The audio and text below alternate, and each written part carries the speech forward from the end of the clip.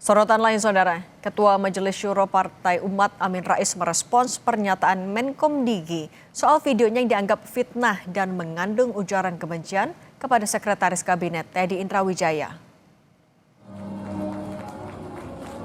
Menurut Amin Rais, negara demokrasi menjamin kebebasan berpendapat setiap orang.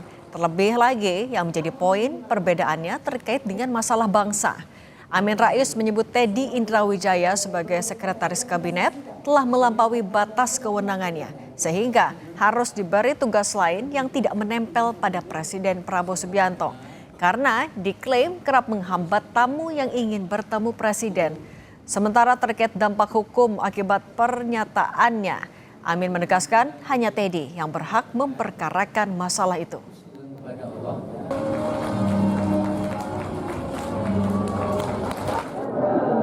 Yakin demokrasi itu berjalan baik kalau kebebasan mengungkapkan pendapat yang dijamin Undang-Undang Dasar kita itu tidak dibatasi, tidak diberangus.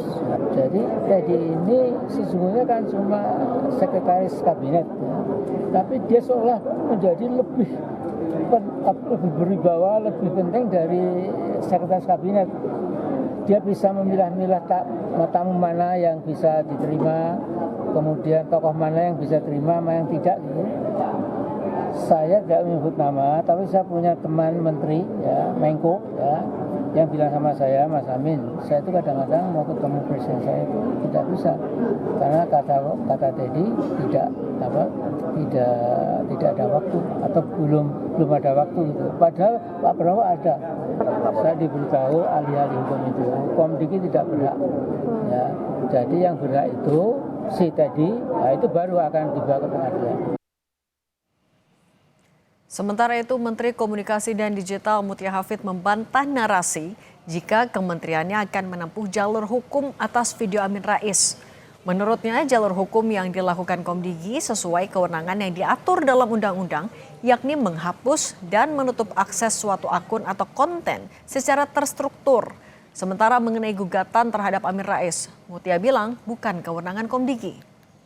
Simbol dimulainya kegiatan hari ini. Dari Komdigi jelas bahwa kita akan melakukan langkah-langkah sesuai dengan tugas Komdigi yang diamanahkan di Undang-Undang ITE ketika menemukan hoax dan juga ujaran kebencian.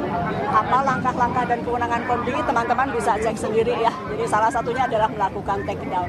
Jadi melakukan take down itu adalah juga bagian dari proses langkah hukum yang memang menjadi kewenangan Komdigi. Tentu yang akan kita lakukan, ini kan ada beberapa media yang bukan media ya, mungkin saya nggak tahu media atau bukan, tapi seolah-olah akan ada gugatan dan lain-lain yang tidak benar, itu bukan kewenangan Komdigi.